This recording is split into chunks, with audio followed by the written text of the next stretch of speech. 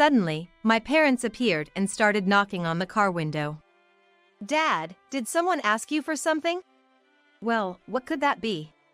You're always so stubborn. Just go and convince your husband, James. Say the chairman should be William because it's better for the company and step down. Or else." So, they've teamed up with my in-laws to knock James off the chairman's seat. And then I noticed, in Mom's hand was something like a crowbar. She swung it high and crash, the window shattered. I was stunned for a while when I heard that a suicide note was found in James's car, who had fallen off a cliff.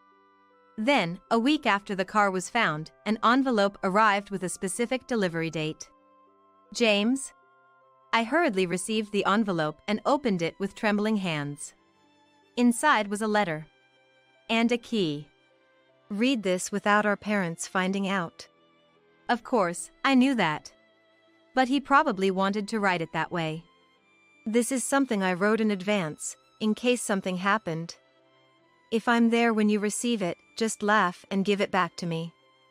But if I'm not there, please, Linda, take what's stored in this locker and flee to your Uncle Richard's place immediately." Susan, my sister-in-law who was reading it with me, and I exchanged glances. And then we immediately grabbed the essentials and ran to Richard's house, my husband's uncle. To protect ourselves and our children, and to let both our parents know what they had done. My name is Linda, 34 years old. I'd like to say I'm just an ordinary housewife, but that was only true until a week ago. Now, I'm a widow with 2 children. James took his own life. That's the most likely possibility, I was told. His car had fallen off a cliff. And a suicide note was found in the dashboard. I can't believe it, I won't believe it. Because it's true. There's no reason for James to take his own life. By himself. Rather, James and I met at our workplace. A real estate resort hotel, the place I had always wanted to work. As a child, I was captivated by a large, beautiful hotel I visited at the invitation of my parents' acquaintance. I chose a university that would teach me important things for the tourism industry, and even my part-time jobs during my student years were behind the scenes at nearby hotels. And finally, I got a job at the resort hotel I had always dreamed of. It was a place known for its strict employee training, and I almost gave up early on. The reason I was able to keep going was thanks to a colleague at that time. People quit one after another, unable to withstand it, but someone was watching over me, the one who remained. That person was James, who later became my husband. We dated for 2 years before getting married. But I was surprised by a fact I learned at that time. James was the nephew of the chairman of this real estate group. He was supposed to become a part of the group's upper echelon eventually, but at that time, he was still working as a resort hotel employee. After our marriage, James moved from the hotel to the real estate side and started showing his face at his uncle's, the chairman's, office. Originally, this group was just a local real estate business, but it grew significantly after the war. The current chairman is the second since the group was formed, and it's said that Richard's skills played a major role in its growth. During the good times, he convinced his parents, so they suffered less when the economy turned bad. Then they started developing resorts, and that too was steadily advanced. But things started getting fishy around Richard when he fell ill last year. And that was because Richard had no direct heir. That's when Richard appointed James as his successor. And that decision shortened James's life. I couldn't quite come to terms with the news from the police that James had died. In the midst of that, my in-laws kept calling. "Linda, what happened to James was something terrible." Something terrible? Is that how these people summarize their own son's situation? "Hey, Linda, it's going to be tough on your own, right? Come and live at our house." "That's right. With James gone, you're going to have financial difficulties, right?" William and Jessica, my father-in-law and mother-in-law, took turns speaking such words to me. Feeling irritated, I responded, "I can't think about the future right now." And with that, I hung up the phone. What now? I thought. After all, I had only met these in-laws twice. First time, to announce our marriage, and the second time was our wedding day. They never even showed their faces when our son and daughter were born. Yes, James had always avoided his parents, my in-laws. He had harbored distrust towards them since our marriage, saying to me, "Those people are scum who never even try to work for themselves." James's parents currently hold certain posts within the Smith real estate group. But that's just to keep them from doing anything, James had explained to me. He said they were completely different from the capable Richard, and everything they did turned out to be a detriment to the group. So they're given nominal positions just to keep them from messing up. Just going on inspections, which are basically just vacations, he said. Didn't they take you on those trips, letting you see various places? James scoffed at the thought. Me and Susan were always left behind in our big house. James had a sister named Susan. Susan married a man with no connections to the group and lived in the city where he worked. Robert, Susan's husband and James's brother-in-law, got along strangely well with James. He would go out of his way to visit James when he was nearby for work. Susan would be like, "I'm jealous of James," seeing how close they were. Yes, the two siblings got along well. And both had a strained relationship with their parents. But I'm fine with it. Once I got married and moved away, I didn't care about them anymore, Susan said nonchalantly. But James is involved with the group. And that means? Our parents know they're the failures of the group, so they hate seeing James do well.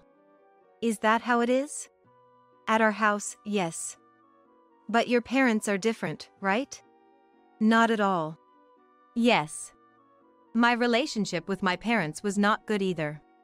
No, it was fine when I was a child. As their only daughter, I thought they loved me. But their true nature emerged when I was in college.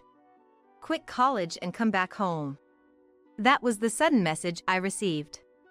It was for a marriage proposal. They wanted to make me, a 20-year-old at the most, come back home for that reason. Apparently, Thomas, the son of a well-known local figure, had taken a liking to me when he returned home. I insist on having her as my wife. To fulfill Thomas's spoiled wish, my parents were willing to do it for their own benefit. We've raised you so far, so you should show filial piety towards us, right? I felt my image of my parents shatter. They had raised me, their daughter, just for the sake of a return. Realizing this, I firmly refused to return home. Then, they stopped sending me money for education and living expenses. They thought that would make me come back. But I stubbornly refused to return. I consulted with my professor and found a way to continue my studies without being taken back by my parents. It was a struggle until I graduated. I managed to cover my educational expenses through scholarships. The problem was living expenses. I moved out of my secure one-room apartment, sold unused furniture, and moved into an older apartment. My life revolved around university, part-time jobs, and job hunting. I only went back to my room to sleep.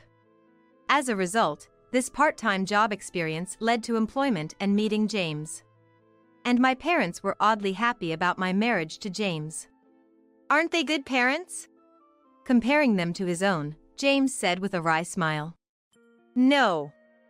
They did their research. They found out that you are the nephew of the chairman of the real estate group. You're kidding. James couldn't believe it for a while. But when my parents visited for the births of our son Daniel and our daughter Mary, James also realized they were not so different from his own parents. After all, my parents said, "Now that you have 2 kids, your future is secure. Yes, it'll make our lives easier too." James's smile twisted slightly at that moment. Both James and I were sensitive to the words of parents. Especially James, who knew about my struggles during college. Were they a bit too relaxed, or did they just take it for granted?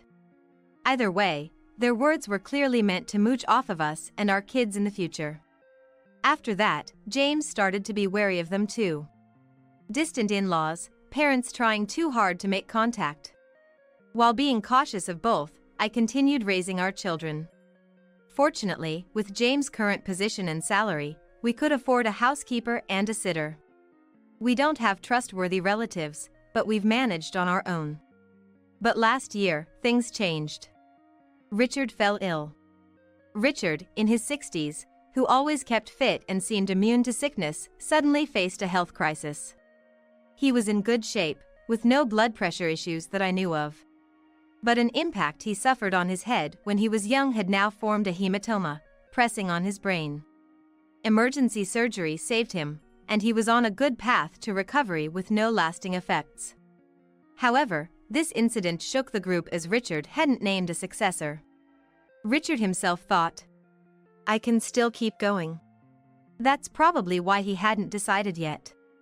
But illness strikes unexpectedly. Once you know that, you have to think about a successor. And here's where the problem arose, the choice of who it would be. Richard and his wife had no children. No biological or adopted child was there at that time. So, Richard, while recuperating, nominated James. It seemed a reasonable choice within the group. Most senior employees knew that James was being trained and educated within the group. But some just couldn't accept it. The in-laws. "Wait a minute, Richard. Isn't he still too young? Aren't I the closest one to you, Richard? Why are you overlooking William for James?" They apparently confronted Richard while he was recuperating. Richard retorted sharply, "If I leave it to William and the others, the group will be ruined." And he explained clearly why he chose James. But then, their focus shifted to James. "Step down, say you're too young and want your parents to take over." Those were their words. It was a threat, clear and simple. Initially, it was, "Please." But gradually it turned into, "Do something about it, or else." Their tone changed. "This is bad." "What do you mean?" "They might harm me, you, and our kids if we let them be." "Really?" I initially wondered if they would go that far. "They would," James said. "I never thought of them as my parents. And they probably don't think of us siblings as their children. No, that's not right. They only see children as tools to generate profit. I feel the same about my side." "No." James shook his head. "Their level of scum is worse. Your parents are just hanging on for profit, but mine, they'll try to take everything." "Then what should we do?" His use of the word take startled me. We had finally found a family filled with love and trust. I didn't want anyone to be hurt. "I have an idea. I'll make sure the condo's security is tight against intruders. So Linda, please protect the kids when you're outside of the house." "I'm not sure if I can handle it alone." "I'll ask a security company through Richard. They'll discreetly guard you when you're out." "Understood," I responded. Since then, I've chosen popular places for outings with the kids. I also actively participated in gatherings with mom friends. It's harder for them to harm us when we're in a group. But still, there was a time when someone tried to kidnap one of the kids. It first happened at the park while playing with the other kids. I thought I would just be chatting with mom friends while we watched our kids play. But then, a plump middle-aged woman, who seemed to be just strolling, suddenly picked up Mary and started running. Luckily, the security guard, who was watching over us discreetly, quickly intervened. But the woman who tried to kidnap Mary ran away with surprising agility. In the end, we never found out why or who was behind it. "People, be careful, it's a scary world out there," everyone would just say.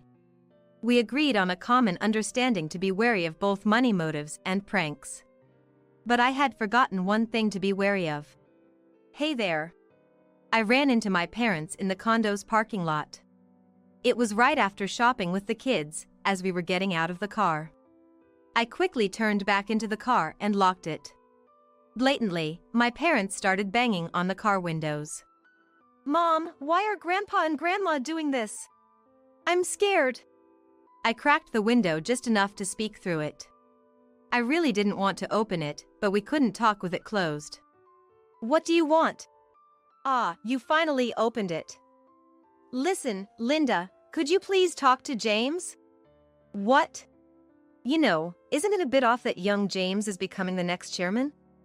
Shouldn't it be William's turn? A chill ran down my spine. Could it be that these people? Dad, did someone ask you to do this? What? I don't know what you're talking about. Dad pretended not to know what I was talking about. And Mom said, "You're always so stubborn. Just go and convince your husband, James. Say the chairman should be William because it's better for the company and step down. Or else." In Mom's hand was something like a crowbar. Then she swung it high and crash, the window shattered. The kids screamed. Mom reached her hand through the broken window. "Get down!" I yelled to the kids and frantically honked the horn, signaling to the security guard who must have been nearby. Thankfully, several men soon came running. Tisk! My parents clicked their tongues and quickly left the scene, escaping in a nearby car. "Are you okay?" The security guards asked us. "I'm fine, but the kids."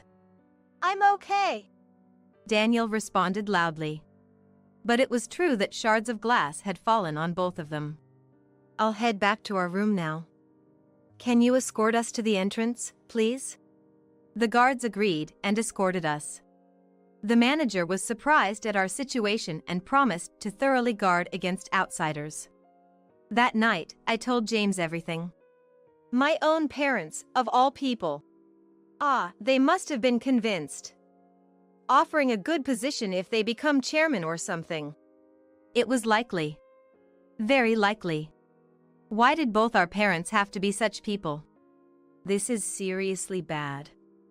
I'll go to Richard and ask him to look after you and the kids for a while. To Richard? Yes, but we have to make sure we're not noticed. Also, I'll contact Susan. I want her to stay with you and the kids for a bit. But won't that be a burden on Susan? Considering who we're dealing with, it's necessary. They might think the same thing could happen to Susan since she's of the same bloodline. We're better off making a united front. With that, James immediately contacted Susan. Unbelievable. Those people. All right, James, I'll join you. What about Robert? Robert's got work, right? Well, yeah, but okay, I'll talk to him. Thanks. It's good to have siblings at times like this. I thought to myself. And the next day, Susan came over promptly. I told Robert about the situation, and he said he's got something to look into and will join us later. Really? Robert's reliable. Well, he is the man I chose. We laughed together. But the day after that conversation, the call from the police came. We've found James Smith's car at the bottom of a cliff. I couldn't grasp the meaning of the words immediately. What does that mean? He was brought into the hospital earlier. I couldn't quite process the rest of the words. Mrs. Smith, are you listening? I heard the voice from the other end, but I couldn't move right away.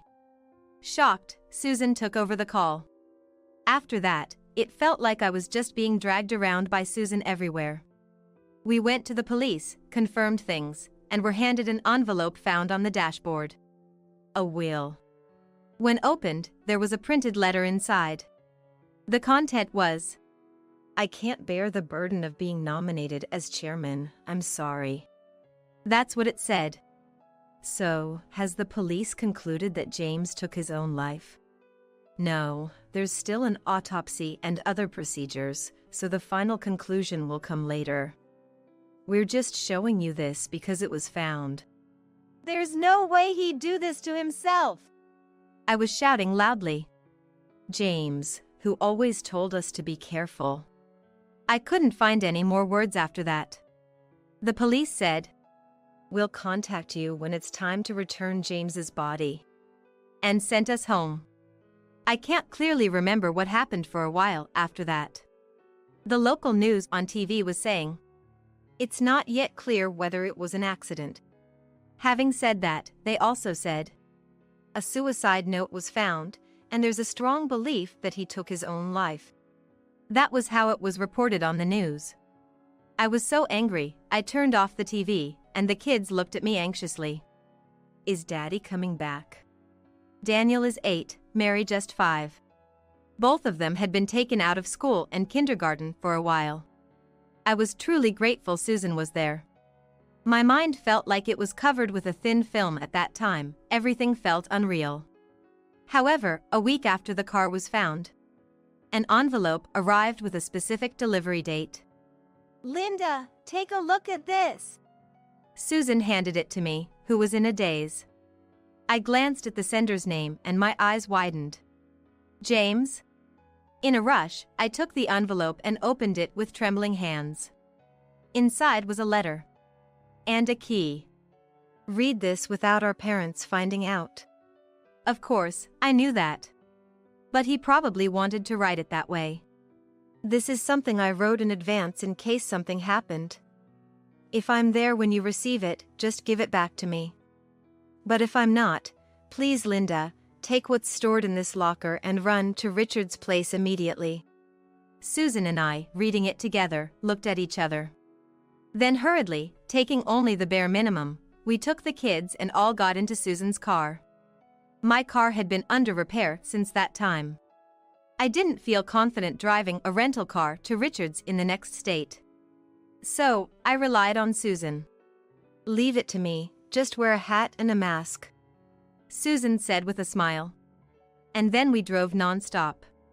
We were anxious until we reached Richard's house in the next state.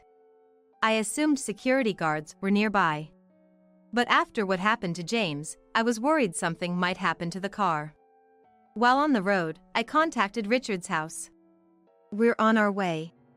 We parked inside the property and hurried towards the main house. Richard and his wife Nancy were already there to greet us. We're glad you're here, Linda, Susan. James asked us to guard you guys, and said he'd send you guys here eventually. But to think it would come to this. Thank you for having us. I'm sorry. This was the only place we could turn to. I apologized deeply. The kids were looking around the grand entrance in amazement. Don't worry. I didn't expect it to come to this. I underestimated them. I never thought they'd actually target James himself, those bastards. Richard clenched his fist in frustration. We were led into a large, cozy living room. The room had a calm and warm atmosphere. Nancy instructed the housekeeper, then brought the kids to a corner of the room with some snacks. Thank you so much. It's all right. You want to keep the kids in sight right now, don't you? Yes, I didn't want to take my eyes off of them even for a moment. But the conversation we were about to have was not something I wanted the children to hear directly. William has always been rotten, but we lacked a decisive move to exclude him from the group. Letting him float around led to this mess. It's not your fault, Richard. My parents were involved in this too. James and I both had terrible parents. If only we had adopted James into our family earlier. Nancy muttered. Then Richard looked up. That's right, that's a good idea. Call the lawyer. Richard, I don't want those kids to end up like James. Richard said this and made me a proposal. Eventually, James's body, after the autopsy, was brought to Richard's house for a private funeral and a memorial service within the group. I attended with the kids, as the representative of the bereaved family. Behind us, my parents sat shamelessly as James's in-laws. Colleagues from the company, all puzzled and saddened by James's sudden loss, were in attendance. He was truly an excellent employee. We were looking forward to his future in the group. Thank you. James would be honored to hear that. I mechanically repeated these greetings. Friends who joined the company at the same time as James were. How could this happen? Crying over the sudden loss. Everyone who had personal ties with James was genuinely good. But their parents. After the memorial service, Richard gathered the family, my parents, and the executives at his house. The large garden and halls of Richard's house were crowded with people. Then, someone came running in. Robert! He must have just arrived. Robert came running in, clutching a bag. Sorry I'm late, Susan, Linda. There were a lot of complications on my end. But it's good that the memorial service and the meeting were scheduled for today. It worked out. Robert had a sly smile. I'll return this to you. Robert took out a set of documents and a USB drive from his bag. Is it all settled? It was from the locker indicated by the key we received earlier. After leaving in Susan's car, we met up with Robert, who made copies of the documents and the drive. You've given the copies to our lawyer, right? Yes. That's good. We really needed the originals here. I nodded.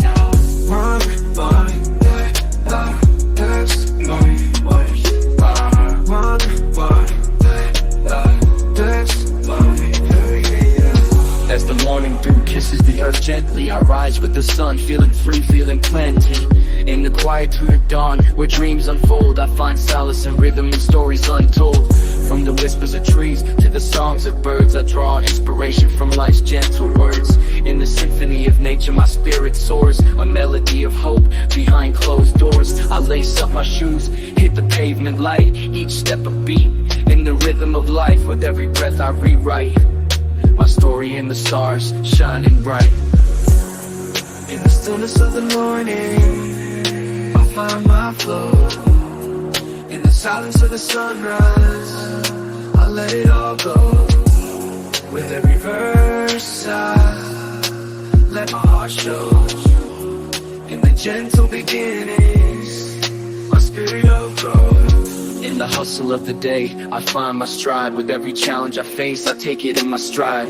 In the chaos of life, I seek to confide in the power of music where I can reside. From the city streets to the open sky, I spread my wings, ready to fly.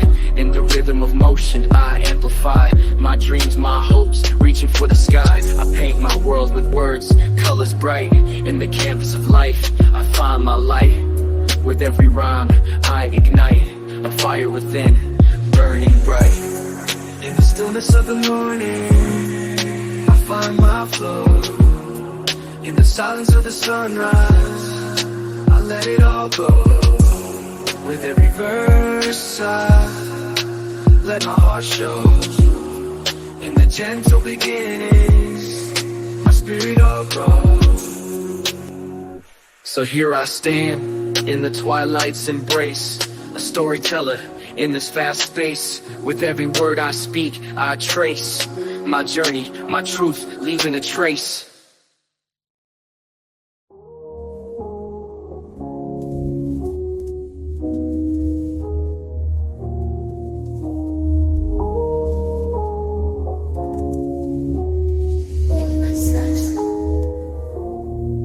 So as the sun sets and the day's at rest, I lay down my pen, feeling blessed. In the gentle beginnings, I confess my love for this art, ever impressed.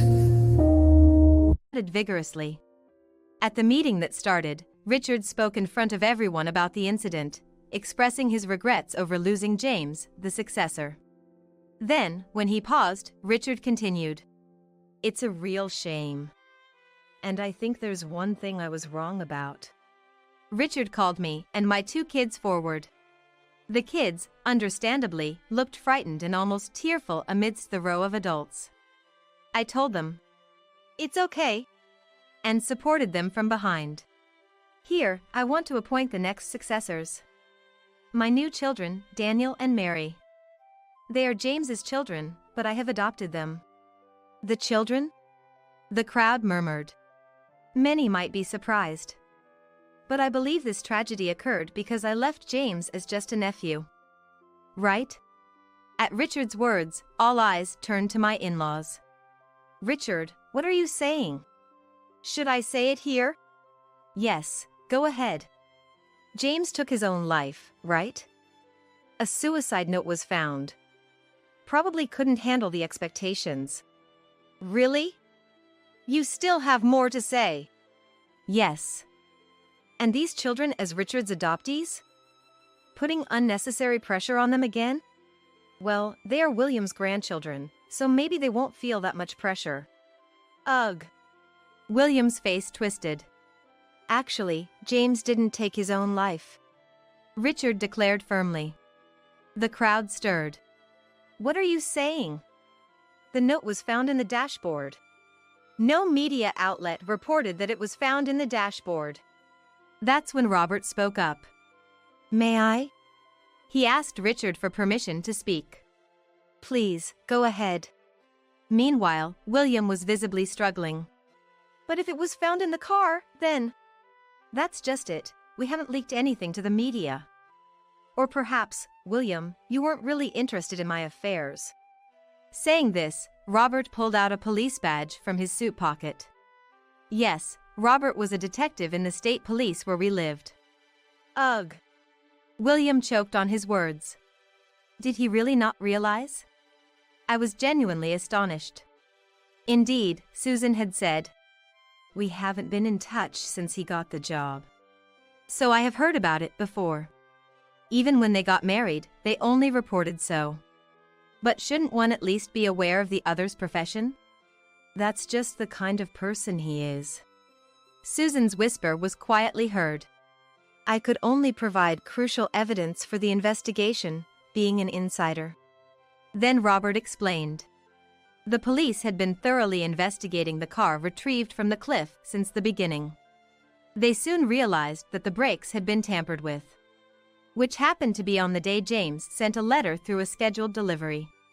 That day, James first went to place something in a locker at the station.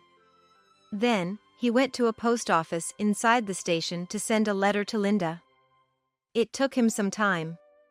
It was then that someone tampered with the brake fluid system. But that alone wasn't enough to cause immediate trouble. After that, James drove towards Richard's house. But on the way to here, there are several winding roads, right? Whispers began among the people around. Indeed. Many voices agreed. That's where a road rage incident happened, intentionally. And this road isn't always wide. Indeed, a local quirk is that despite being a frequently used road, it's surprisingly narrow in places. In such a situation, forced to precisely apply the brakes due to a road rage, I'm sure James soon realized the brakes were failing, but it was too late.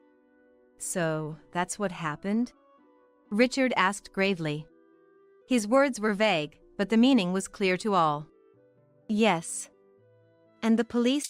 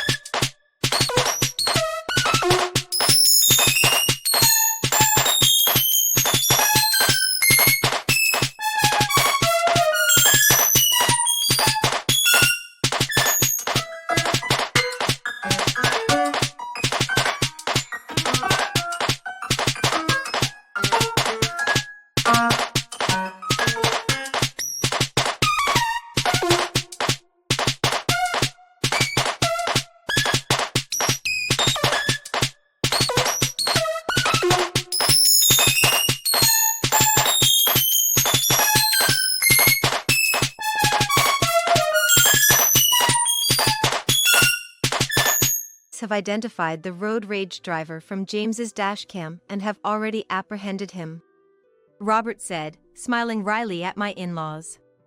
"But what does that have to do with us? The road rage participant was just a hired hand. The direct employer is still unknown. However, William, you and your wife are facing separate charges." "Separate charges?" "Yes. For the embezzlement you've been committing for years. James had been secretly investigating this matter. This is the evidence." Suddenly, multiple projectors operated from somewhere lit up every wall with various documents. "We will now arrest you for this embezzlement." Then, the back door opened, and police officers entered. "And one more thing." Robert glanced at me, then turned to another direction. "You there." "What, us?" My parents hesitated. "You're being arrested for damaging Linda's car." "But that's just a family matter," Mom protested. I turned to her, asking sharply, "A parent who breaks a car window with a bar? Indifferent to glass falling on their grandchildren's heads?" I glared with all my might and said, "You're not parents." My parents slumped back in their seats. Afterward, my in-laws, arrested for embezzlement, confessed to planning James's death during questioning, adding to their charges. My parents were also charged with aiding in their plan, in addition to property damage. The case was first leaked to local media, then reported by regional newspapers and local news. But it didn't end there. Given the sensational nature of the crime and the involvement of biological parents, it became fodder for national news and tabloid TV. And in this day and age, that was not enough. This was the digital age, they were branded indelibly. Even if they were released, what could they possibly do? But that's not my concern anymore. Since then, we've been living at Richard's house. His wife adores our 2 new children. Nancy, who always wanted but couldn't have children, is perhaps overindulging them a bit. But for now, that's okay. The kids, having just lost their dad, had to switch schools. I feel guilty for involving them in adult conflicts. But I believe this is the safest option. As for Richard, I must stay healthy at least until the kids are grown. He's diligently working on his fitness. Everyone, tea is ready. I spend my days in this house taking care of the kids and keeping these 2 company. I'm not sure how much I can contribute to them, but for the kids' sake, I'll keep doing my best.